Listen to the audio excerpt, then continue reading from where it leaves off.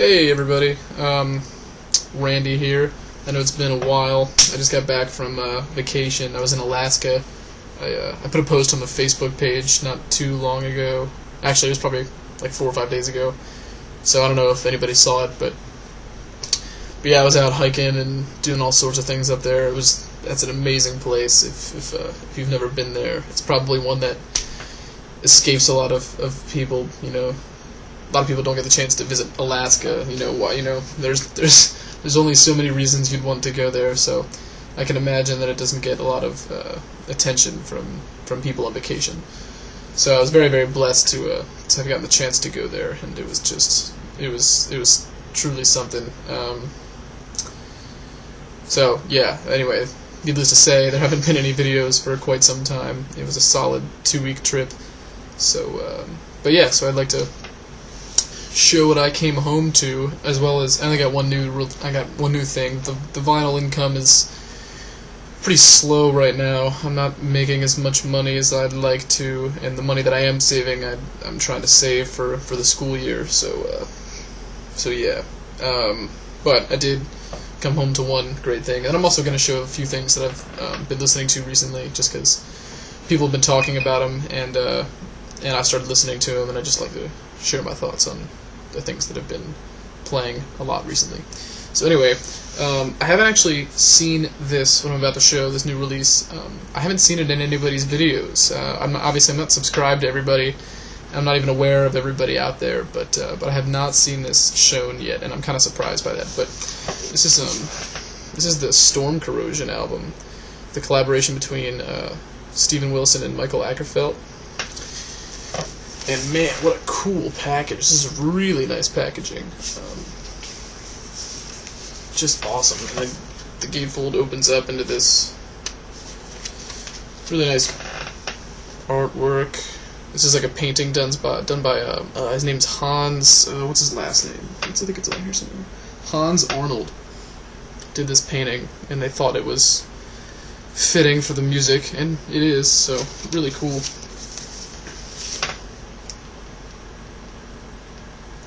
Yeah, and this is a very interesting album.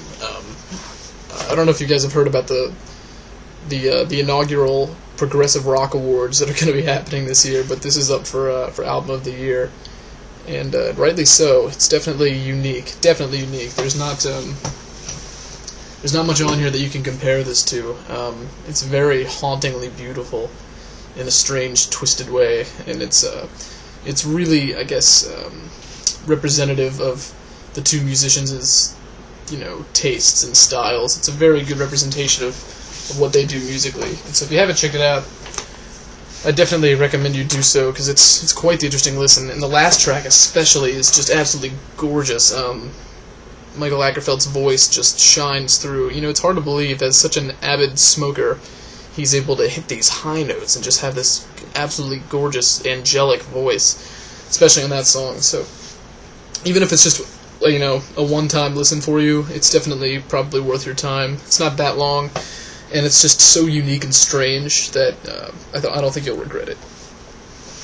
But then again, if you don't like the first song, if you really don't enjoy the first song, then you might as well just move on, because you probably won't like the rest of it. So, but yeah, it's a really cool album, so I'd suggest listening to it, at least checking it out. So anyway, actually, what I posted on the Facebook page when I said I was in Alaska was a picture of this album,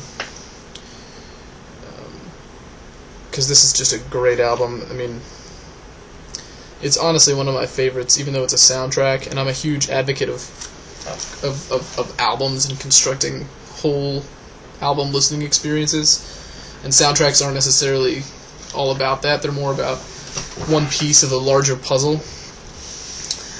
But this one really stands alone, in my opinion, and it's just a fantastic album. This is easily my favorite work by Eddie Vedder.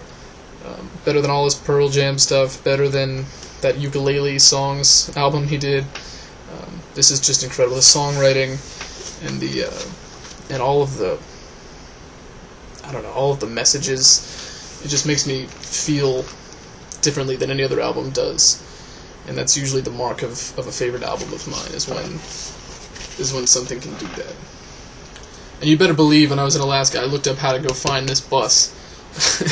And it turns out it's like a 20-mile trek, 20 miles one way and 20 miles back, through not the greatest scenery, I don't think. I mean, I think it's obviously it's Alaska, so it's pretty nice, but it's not like, obviously I think there are a lot better hikes out there. But I would easily, if I was equipped, I would have gone out and do like a 3 or 4 day hike to get to that bus, just to see what it would be like, just to know what that guy felt when he was sitting alone in there. That solitude. It would have been quite the experience. So I really would have done it. I really would have done it if I had the equipment. So it's unfortunate that I didn't. But yeah, apparently it's pretty dangerous. Well, not like that dangerous, but it's pretty dangerous for a hike. You spend like a night in prime bear territory, and then you have to cross a couple rivers that aren't exactly gentle. So it's pretty treacherous, but I think it would be worth it. So maybe one day I'll throw that on the bucket list. And if you haven't listened to this, I'm sure you have.